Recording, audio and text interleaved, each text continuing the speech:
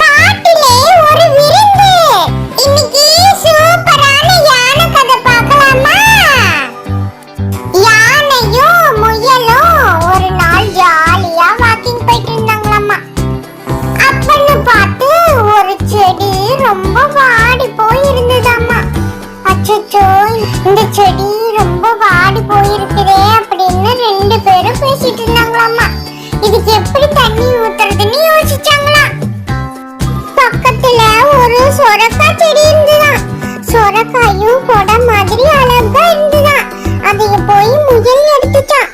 அதுல கொண்டு போய் தண்ணிய செடிக்கு ஊத்தலான்ட்டு யானையும் பக்கத்துல இருக்கிற அருவியில தன் தும்பிக்கையால தண்ணியும் எடுத்துச்சான். செடிக்கு மேல ஒரு மரம் இருந்துச்சாம். அந்த மரத்துல அந்த சொரக்காய கட்டி தொங்க விட்டுட்டாங்களாம். அந்த சொரக்காக்குள்ள தண்ணிய யானை ஊத்திருச்சான்.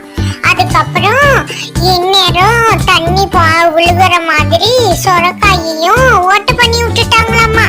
அப்புறம் சொட்டு சொட்டா அந்த செடிக்கு தண்ணியும் போச்சான்.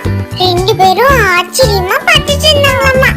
அப்புறம் அந்த செடி அப்படியே கொஞ்சம் கொஞ்சமா வளர்ந்து பூவும் பூத்திருச்சான். ரொம்ப சந்தோஷப்பட்டாங்களாமா. ரெண்டு பேரும் மறுபடியும் வந்து பார்க்கும்போது பூவும் பூத்திருந்துச்சான். நாம வளர்க்குற செடியில பூ பூத்தா எவ்வளவு சந்தோஷமா இருக்கும். அது மாதிரிதான் யானையும் முயலும் சந்தோஷப்பட்டாங்களா. காட்டிலே ஒரு விருந்து. எலிராணியோட வீட்டுல ஒரு விருந்து நடந்துச்சான். விருந்துக்கு வரவங்கள சிங்கமும் கரடியும் வரவேற்றுச்சான். மீனு பன்னீர் தொளிச்சுதான். விருந்து ஆஹா, சுவையான விருந்து என நண்பர்கள்லாம் சுவைத்து சாப்பிட்டாங்களாம்.